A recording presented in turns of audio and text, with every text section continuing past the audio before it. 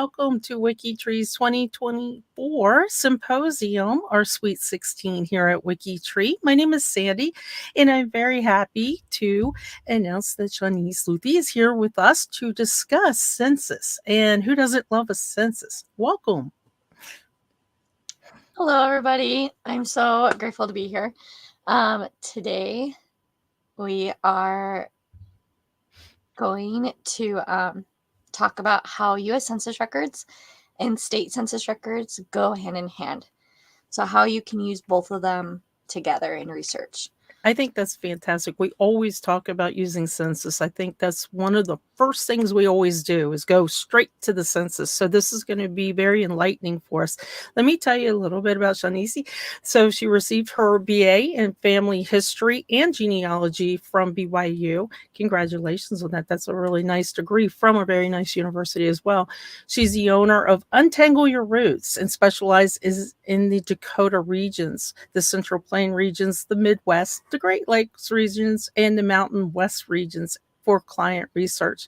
She's also a presenter as today at a very variety of different conferences and societies. Just before I turn everything over to you, I just want to mention to everyone that these presentations will be available for 30 days. And then after that, they will no longer be on WikiTree's YouTube. So make sure to come back and watch them again. There is a handout. I'm going to put the link in the chat, but the handouts are always down in the description as well. And if you have any questions, please feel free. Ask them as we go along. Don't wait and hold them to the end because you might forget. You might forget what the question is. The only request that I have is that you start with a Q, because if you start with a Q, that gives us an opportunity to put them in a little bucket, a little basket, so we can answer your questions at the very end of the presentation. But as we start, let me turn it on over to you. Okay, so to begin with state census records, they are every 5 years between the federal censuses. So technically 10 years between each one, but they're in the middle. So for example, you have the 1850 federal census, and then you have an 1855 state census, and then the 1860 federal census, U.S. Census. So then the U.S. federal censuses are every 10 years. But now you're wondering, well, where can I find these state census records, or even the U.S. Census records if you weren't doing a direct search? You can go to the Family Search Wiki. This will become one of your best friends when you are doing research. The Family Search Wiki gives you all kinds of information. And so one of the places that I research in is in Minnesota. And so I have Minnesota's wiki page. And then on the right-hand side, you'll have the record types. And then as you can see where the arrow is, it will show censuses. Now, when you are doing, if you're working in the United States and you're working in a state, there are some states that will not have state censuses. So as you're beginning your research, gathering the different records that you'll be needing to look in to know what records are available, you will need to look up to see if your state has state censuses. Because some do not. And some only go up to a certain amount, like a certain year. So you click on the census link, and that will bring you to the state census and also the federal, the U.S. Census, which I'll show you. So this is like all of the state, and when it was a territory, the territorial list names of individuals as well. And then you have the U.S. Census records, which goes up to 1950. The 1961, as you can see, will be released in 8 years. And then another way you can find them is if you're in the Family Search catalog. So the catalog and the wiki are two of your best friends when doing some research. So once again, I go to search, I click on the catalog, I type in Minnesota for the place, and then I will scroll down and I will look at all of the census records that are available, including the indexes. And then to show you how they go hand in hand, we have a case study. His name is Howard Aaron Sutton. He's not a direct ancestor of mine. He's branched out. But the reason, before I jump into it, the reason why you do want to do state census records and federal records is because common names. When you're working with common names, you need to map out where they live, who their neighbors are, who their friends are. So it's part of the friends, associates, and neighbors. So to start with, what I do is when I'm looking at the census records in the 1880 census, I create an Excel spreadsheet and I have the page before and the page after, and then the same page.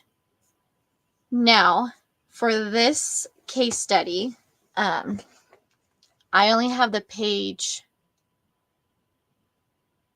You should have the page before. Yeah, scratch that. As you can see, I have the family numbers listed. So the Shepherd's family is family 1. And then the Ellis family is family 16. They are supposed to go vertical, but the layout is just so weird when you're trying to put it on a slide. So then what I do is I highlight the reoccurring neighbors so that I know that I have the right family. So I have in the 1880 census, as you can see, I have 2 different Shepherd families, but Amos and Catherine and their son Hebrew show up again in another census. And then I also have, and I most likely will mispronounce his last name, but Hillig, the family. And then I have the Suttons and the Millicents, the Owens, the Richies, the Crooks, and the Assamies. Now the reason why there's not a page before is because they're on the first page. And then on the page after, I have Ellis's, Buchholz, the Crews, and I already said the other one. So I keep track of these families as I go through my censuses, making sure that I still have the same family. Now, George A. Sutton is actually Howard Sutton, and I'm not sure why it's a different name. No, I take that back. It's John H. A. Sutton, not George. Then in 1885 census, they are still in the same area. So I also put where they're at in that location. And as you can see, that Amos and his family are still there in the same area. The Healigs are also there, the Crooks. And in 5 years, the Suttons have had more children. And then I also have Crews, and then once again the Bulks and the Ellises. Now, as you're working in the censuses with the U.S. Census records, you may be missing a child in between those years. That's 10 years is a long time to have multiple children. With using the state census records, as you can see, Alzina and Aaron had more children. When I first started working on this family, before I started doing census records, I didn't know they had one of the children until I started. So in 1880 and 1885, just so I can keep track of my recurring neighbors, these are the recurring neighbors. As you can see, the Cruz family, so in 1880, it had baby Cruz. Now, I have a name for that baby, Adelina, because I searched 5 years later in the state census. I wouldn't have known that baby Cruz was Adelina until 1900 because of the 1890 census isn't available. So working in those censuses helps. Then, since the 1890 census isn't available, I was able to jump straight to 1895. So between that 20-year gap, between 1880 and 1890, I have had 2 more census records that I can work with within this state, knowing where this family has gone. So in 1895, they're still in Pipestone. And it's just still Aaron and Alzina, and then their 3 kids. The other ones have moved out and married. As you can see, I don't have any highlighting of this because they're new neighbors. Now, I'm not necessarily saying they're brand new neighbors because these neighbors could still be in the same area on the different censuses. It's just the enumeration of where they're at. And then in 1900 census, we have some of the same recurring neighbors from 1880. So we have the Hilligs again, and then we have the Ehrenmachers again that have popped up. Now we have some rudibushes, and the interesting thing about this family, the rudibush, I actually have a direct ancestor with William and Mary Rudebush. When I first saw this family, I was like, did I just find my family? Because they should be in Nebraska at this time.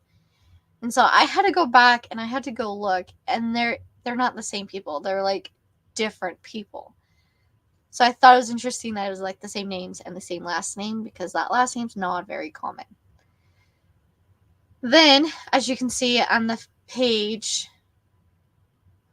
there's no page after, and that's because they're on the last page. But on the same page, we have some new families that have popped up again with them. We have the Landgrens as well. So in the 1905 state census, we still have the Lincolns on the page before, and then the Landgrens, and then Aaron and Alzina. And as you notice, Clara is now married. And then there's Lena. And then we have the Incays, and then the Olsons and the Rudibushes again, and the Johnsons. And then I just have all 3 censuses showing you the same neighbors that are reoccurring. So I know I still have my Sutton family, even though the different spelling of the names have reoccurred throughout, but I know it's still them. So then in 1910, Howard, so 5 years later, Howard is now married with Lena, and they were in the same census in 1905 with his parents. So they're actually in a different area now. They're now in Lincoln County in Minnesota, and they have moved in those 5 years. So this helps me keep track of their movement. And now you might have a family member who moves all the time and might not have the same neighbors consistently. I have several of those, but I have still used the same technique that I am showing you to keep track of them, especially with common names. And then we have Gustav S. Cruz, who was in the 1885 census that he was in as well. And then once again, the Inks. So Albert and Bertha also moved to the same area as Howard and Lena, and then Frank. Now, if I remember it, I've done the county history on this, and I'm trying to remember, and I'll double check myself, that the county didn't split. Because I know sometimes the counties could split, and they could be on the border of it, kind of thing. I have a suspicion that Albert and Howard could be pretty good friends in a sense because the whole family moved. And then you have Frank from 1880 as well. And so once again, I just have the list of my reoccurring neighbors. So I know that I have it. So then there isn't a 1915 census. So it stopped at 1905 state census. So now I have the every 10 years. So in 1920, we have Howard and Lena, and they once again have moved to Todd County. As you notice, there are Pikes. Pikes is a very common name. I don't know how they are related to the first Pike family that we saw in 1880. But then we have the McKellys, just totally forgot their last name. The Braddens, the Braids, the Oysters, the Kerns, the Hinmans, the Fulfields, and we have another Kern family. Now, it's very possible that these two Kern families are related. I don't know how, but it is highly possible. So then in 1930, we still have the Kerns, we still have the Braids, the Fulfords, the Hinmans. Now, if you notice, the Braldens are actually the Braddens before. And then we have the McKellys, and then we have the Oysters, and Kerns again. So these are my reoccurring neighbors that are in those two censuses. Now, like I said, I don't have the state census for 1915 or 1925 because they stopped doing. I'm not sure if they stopped doing them, but they're not available. And then, if you have noticed, Howard and Lena have not had any children during this time. And then I could not find the 1940 census for them. Then in 1950, they are still in Todd County, but they're in a different city. And so it's just them here. And I don't have anything to compare it to in the 1940 because I've yet to find them. But it's possible from 1930 to 1940 that they moved to Hewitt and that these neighbors are still the same.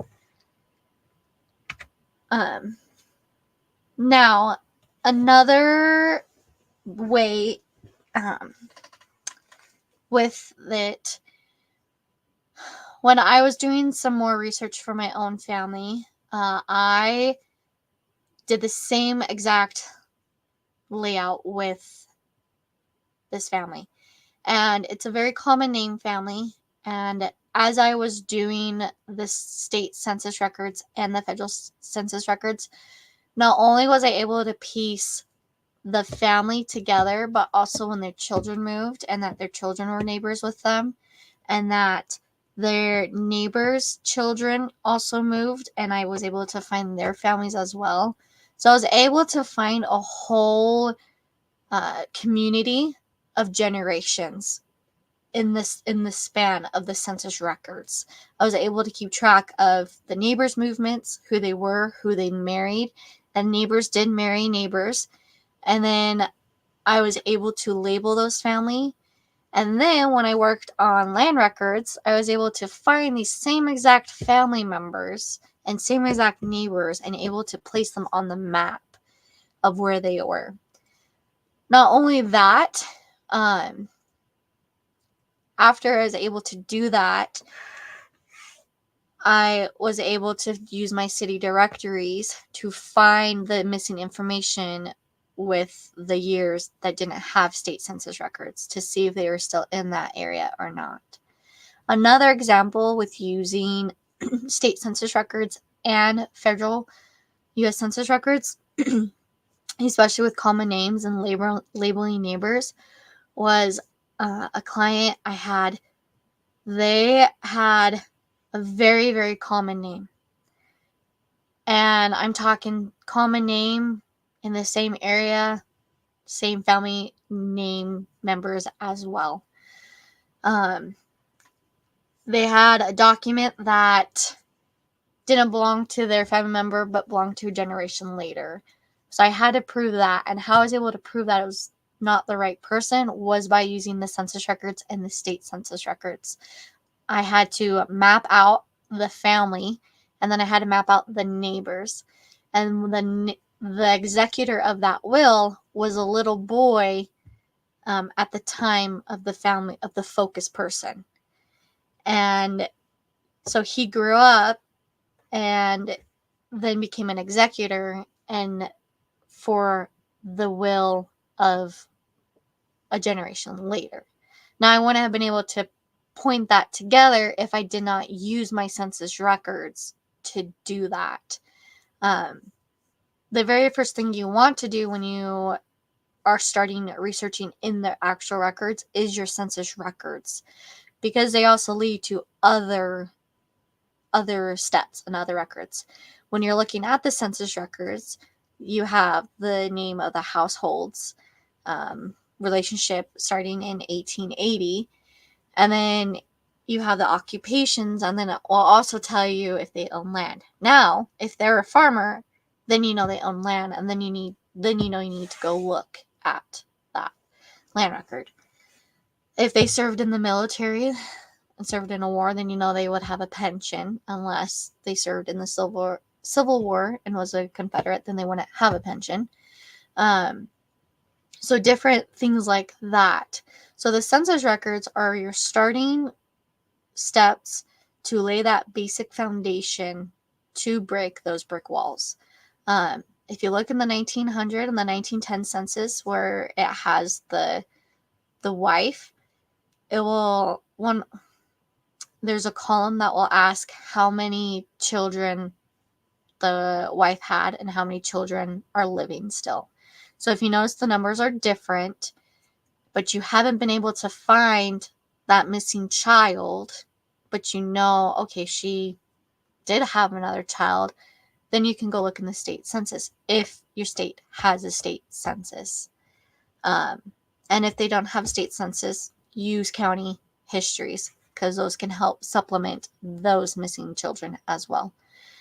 And then if they were married and their spouse died and then they remarried, in the census it would do an M1 or an M2 of where, and an M2 would be married 2 times. This is their second marriage. So then you know, oh, they have a deceased spouse. I need to go find that deceased spouse. And chances are, if you already are working in the census records and the state census records, you would already have found that deceased spouse. You just now have further evidence supporting that that spouse was their first spouse. Now, I'm sure there's other ways of how you would want to organize mapping out your state census records and your U.S. census records. I honestly, like I said, trying to put it in a slide and showing you is probably the most difficult thing. But what I have done is I have them side by side. So I would have the 1880 census and the 1885 census side by side, and then I'm comparing and color coordinating the families, and then I keep that same color throughout all the censuses. Now, as the one family that I have had that I have done this, that have moved so many times, they were actually in a state that does not have state censuses. So in order to keep track of their movement between the two areas that they kept moving from, I had to include city directories to help keep track of their movement as well. And doing those city directories and census records, I was able to figure out more extended family that I didn't even know was there in one of the census records. So state census records and federal census records do go hand in hand together. It's the best way to do research. When we are just talking about look at the census records, We should also include a look at the state census records. Not many people do look at state census records. Not many people even know that state census records are even available for those states that do have it. And